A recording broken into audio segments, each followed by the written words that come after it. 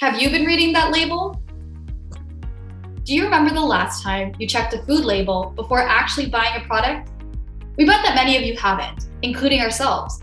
Making healthy food choices can be entirely confusing, especially when you don't know what those weird numbers on the back of your pasta sauce or canned foods mean.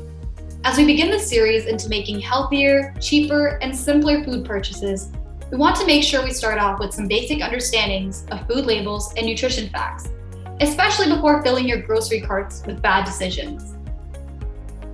First things first, let's start off with the basics, macronutrients.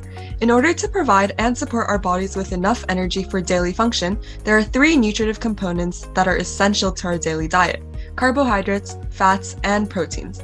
While you may have heard about the macro buzz too many times already, understanding how much energy should come from each macronutrient is imperative to ensuring that you're receiving adequate intake of these essential nutrients. AMDRs, or Acceptable Macronutrient Distribution Ranges, provide a breakdown of macronutrient intakes that promote nutrient sufficiency and reduced risk of chronic diseases like obesity, diabetes, or coronary heart disease, if followed adequately.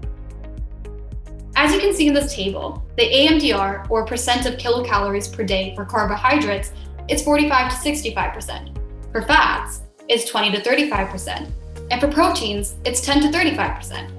This means that of your entire daily calorie intake, to ensure appropriate distribution of macronutrients, your intake should fall between these ranges. And to clear up any confusion, the term calorie is actually a shorthand for kilocalorie, as kilojoules of energy are the equivalent of kilocalories. So if you hear the word kilocalories, just know that we're referring to the more arbitrarily used calories. The recommended daily caloric intake is 2,000 per day for women and 2,500 per day for men. Let's analyze how this applies to a 60-year-old woman named Susan. Her recommended daily intake is around 2,000 calories. So around 45 to 65% of those kilocalories should come from her carbohydrates, 20 to 35% from her fats, and 10 to 35% from proteins.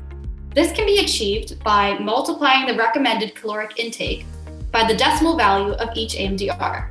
So we're left with these ranges shown in the table. And you can apply these same calculations to your own situation, depending on your recommended caloric intake and the different AMDRs for each of the three macronutrients. We can also use conversions from kilocalorie to grams to determine how many grams of each macronutrient you should be consuming. This can be done by dividing the AMDRs by the respective kilocalorie per gram value for each macronutrient, as shown in this table. So to maintain her optimal macronutrient balance and to promote reduced nutrient deficiency and risk of disease, Susan should eat around 225 to 325 grams of carbohydrates, 44 to 78 grams of fats, and 50 to 175 grams of proteins each day. So now that we've taken a look at Susan, we can dive into the fats category next. You can probably notice that there are two types listed on your nutrition labels, saturated and trans fats. Together, too much of these fats can increase your risk of heart disease by causing buildup of bad cholesterol, which is LDL. So what's the difference between these two dietary fats? Well, first, saturated fats are usually solid at room temperature and are often in foods like butter, cheeses, red meats, and oils. Trans fats, however, are made by turning liquid oils into solid fats and are most commonly in processed foods, which include anything fried or battered like donuts and margarine. Also keep in mind, trans fats aren't actually required for your body's functions, which means the less you consume, the better. For carbohydrates, you'll also see two subcategories, sugars and fibers. A lot of you probably know already to be careful of carbs since they affect your blood sugar levels. So this is certainly true for the sugars, which can either be natural, like those in fruits and milk, or added, like in sweets and sugary beverages. These added sugars are especially linked to risk of obesity and type 2 diabetes. On the other hand, think of fibers as the good carbs. These come from plant-based foods like fruits, vegetables, beans, and whole grains, and are essential because they actually help manage your blood sugar and can lower cholesterol. And remember to consume fibers over sugars. Last of the macronutrients are proteins. Our bodies need to obtain proteins from our diets to build and sustain our muscles, bones, and skin. However, some essential amino acids can't be produced in our body, which means that ingesting them is the only way to obtain them. This is why it's important to eat complete proteins, which include meats like beef, chicken, and fish, as well as dairy products like eggs, and some grains like quinoa. Now that we've got some background on the 3 essential macronutrients and their AMDRs, let's apply this to nutrient labels and a future grocery trip. Nutrition facts tables provide information about the serving size of a product, calories, as well as the amount and percent daily value of 13 nutrients, including total fat, saturated fat, trans fat, cholesterol, sodium, carbohydrate, fiber, sugar, protein, vitamin A, vitamin C, calcium, and iron, as well as other optional nutrients. Another value to look at on the label is the percent daily value.